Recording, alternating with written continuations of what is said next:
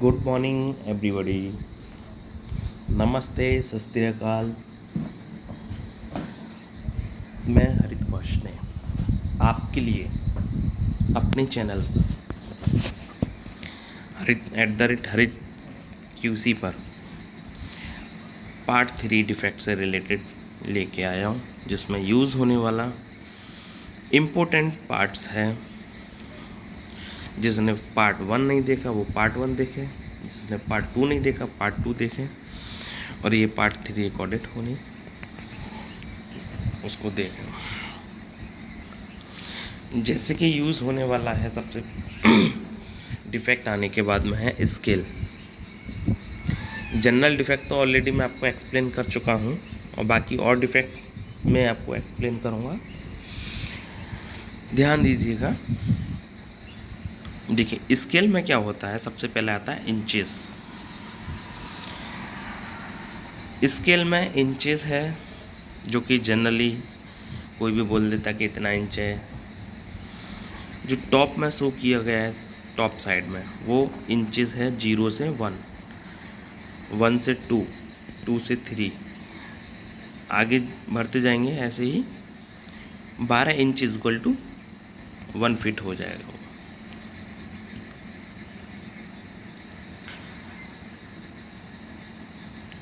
Similarly bottom side में show हुआ है सेंटीमीटर।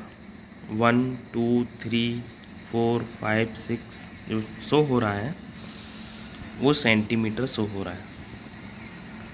बट उससे छोटा भी एक स्केल होता है mm।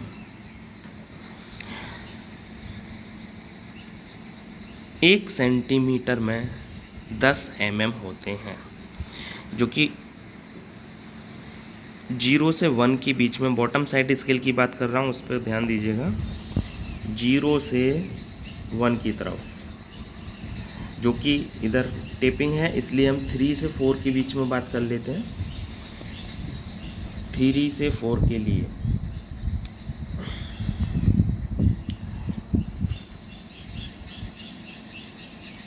एक सेंटीमीटर के अंदर डिवीज़न जो होंगे वो 10 होंगे। 10 डिवीज़न मतलब 10 छोटे छोटे पार्ट्स। 3 और 4 के बीच में देख लो 10 मिलेंगे, सेम 4 और 5 के बीच में देख लो 10 मिलेंगे। मतलब जो सेंटीमीटर बोलते हैं कि 1 सेंटीमीटर इक्वल टू 10 mm। मैं स्केल के बारे में क्यों बता रहा हूँ, इसके पीछे का बहुत बड़ा रीज़न है। जब तक स्केल नहीं समझ में आएगा तो डिफेक्ट के बारे में समझने में बहुत बड़ी डिफ़िकल्टी होगी कि ये कितने mm का डिफेक्ट है, कितना एक्सेप्टेबल रेंज में है, कितना एक्सेप्टेबल रेंज में नहीं है। इसलिए पहले स्केल भी समझना ज़रूरी है। और ये स्केल केवल डिफेक्ट में ही काम नहीं आएगा, ये आपके पूरे होल जीवन में काम में आएगा कि कौन सा स्केल कहाँ लगा रहे हो आप। इसलिए इसको कवर बहुत सोच समझ के किया गया है कि स्केल को हम इसमें दिखाने का मेन कारण यही है। और उसके छोटे भी इकाई होती है, और उसका जनरली अभी आप लोगों के लिए यूज़ नहीं है, इसलिए मैं उसको डिफ़ाइन नहीं कर रहा हूँ। बहुत छोटी छोटी भी होती है, केवल जो जनरली यूज़ होने वाली इकाई हैं वो मैं आपको समझा रहा हूँ। मैं इंग्लिश में वीडियो इसलिए नहीं बना रहा ताकि आप लोगों को समझ में ना आए, ठीक है। आप लोगों को अगर वीडियो समझ में नहीं आएगा तो मेरा बनाने का कोई मतलब नहीं है। जनरली सब लोग इंग्लिश में बोल के निकल जाते हैं, और हिंदी वाले जो हैं वो कुछ समझ नहीं पाते हैं। जो हेल्पर हैं, रिगर हैं, फिटर हैं, जो नीचे हैं वो नीचे ही रह जाएंगे उसी लेवल पे। उनको समझने के लिए और डिकोड कर सकता हूँ, बट अपनी राय और कमेंट दें कि सर इसमें क्या है, जिससे कि हम आगे की तरफ ग्रोथ करें, ठीक है। अपना कमेंट दें, सुझाव दें। नेक्स्ट मैं आता हूँ defect, welding defect. Root crack देखो क्रैक बहुत टाइप के होते हैं, जनरली मैं आपको दिखाते जा रहा हूँ। ये रूट क्रैक है, इसको देखो अपना लेफ्ट हैंड साइड में जो क्रैक दिखाया गया है, ये सेम उसका ही इमेज ये बना है। रूट के अंदर कैसा दिखाई देगा, सेम टो क्रैक देख लो, ये फ्लिट बेल्ट के अंदर आता है ज़्यादातर। अंडर बेड क्रैक देख लो, ट्रांसवर्स क्रैक देख लो, ये ट्रांसवर्स क्रैक हो गया। एक्सरे फिल्म इमेज में दिखाया गया है, ठीक है। कोल्ड क्रैक के नाम से इसको बोला जाता है जनरली। क्यों आता है क्यों नहीं आता, वो सारा एक्सप्लेनेशन नेक्स्ट वीडियो में करूँगा, ताकि जनरल चीज़ आपको समझ में आए। पहले एक्सरे फिल्म के अंदर कैसे कैसे क्या चीज़ दिखेगा, पोरोसिटी देख लो। जनरली बोलते हैं कि वेल्डरों को पोरोसिटी आया है, तो आपको पता नहीं चलेगा पोरोसिटी क्या होता है। देख लो पोरोसिटी का ये स्पेस होता है, ये एरो बना हुआ है ऑलरेडी नीचे। दूसरा है क्रैक्स। जिसने अगर नहीं देखा, ये वीडियो उन लोगों के लिए है। जिसने देखा है वेल एंड गुड, अच्छा है, आगे की तरफ बढ़ो और अच्छी चीज़ें सीखो, अपना एक चीज़ पे ना रहें।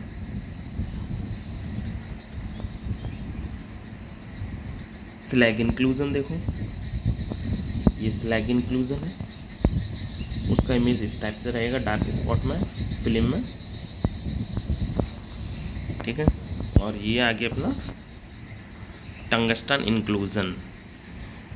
ऑलरेडी जब वेल्डर वेल्डिंग मारता है तो टंगस्टन का उसको पहले पता चल जाता है सबसे पहले कि हमारे साथ में फिलर को मेल्ट करते समय टंगस्टन मेल्ट हो गया है।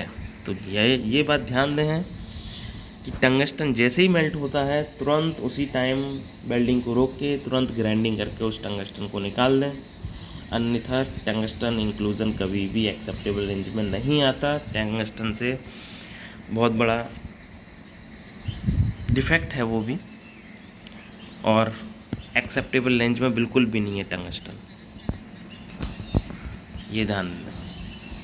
अब यही चीज़ को हम अगर एज ए जॉब पे देखें, पेरेंट मेटल में वेबल एंगल के थ्रू ये ऊपर शो किया गया है। देखो पोरोसिटी का इमेज ऐसा दिखाई देगा, bubbles type, air bubbles trapping.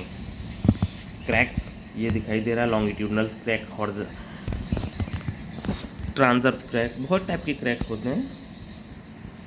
और ये हो गया आपका स्लैग इंक्लूजन, जनरली स्लैग बोलते हैं, वो इसी को स्लैग इंक्लूजन बोलते हैं, ठीक है।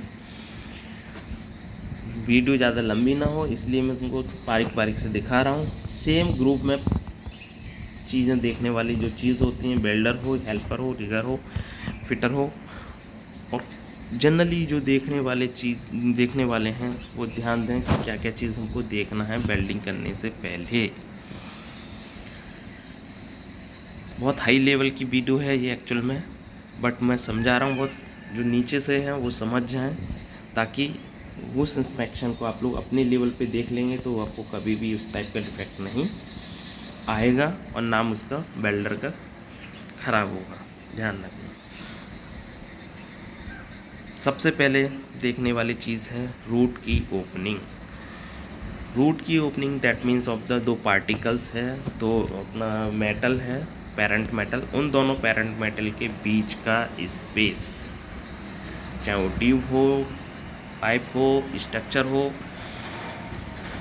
जिसमें बेवल एंगल बनना हो, वो चीज़,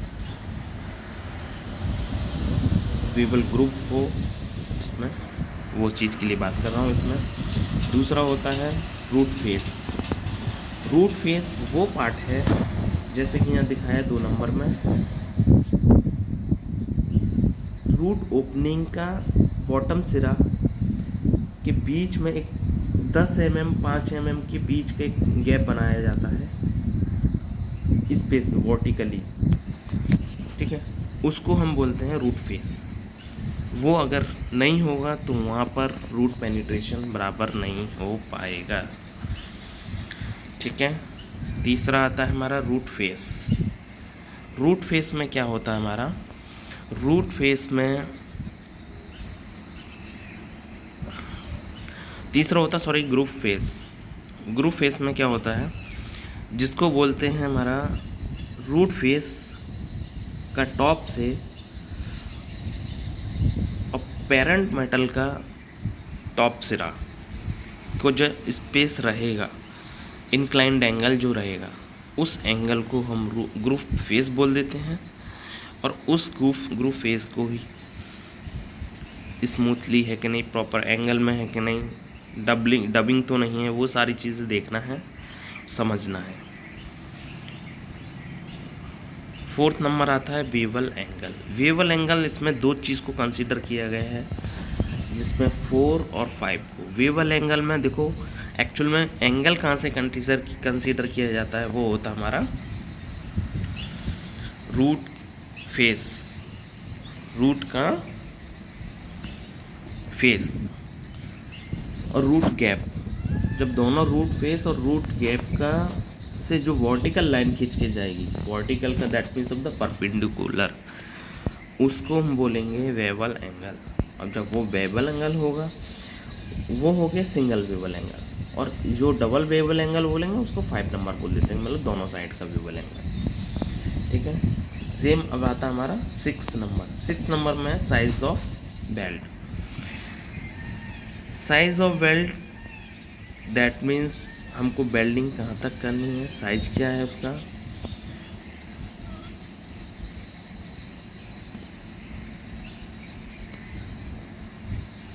हाँ, वही है, टॉक के लिए इफेक्ट करेगा कि नहीं करेगा।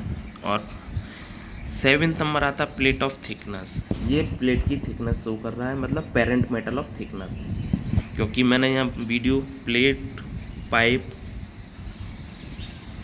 सभी कंपोनेंट को कवर करते हुए बोला हूँ, तो इसको हम पेरेंट मेटल बोल रहा हूँ, पेरेंट मेटल में, जो कि 7 नंबर को शो कर रहा है, ठीक है। सिमिलरली दूसरा पार्ट इसका आएगा, नेक्स्ट पार्ट, उसमें एक्सप्लेन करूँगा, क्योंकि वीडियो बहुत लंबी हो रही है। और thank you for watching this video. I hope आप इस वीडियो को समझ गए होंगे अच्छे से, और फ्लिट बेल्ट को पूरा एक्सप्लेन करूँगा नेक्स्ट पार्ट 4 में। इसलिए thank you for watching this video, और लाइक करें, शेयर करें, सब्सक्राइब करें इस वीडियो को, और अपने फ्रेंड को शेयर करें।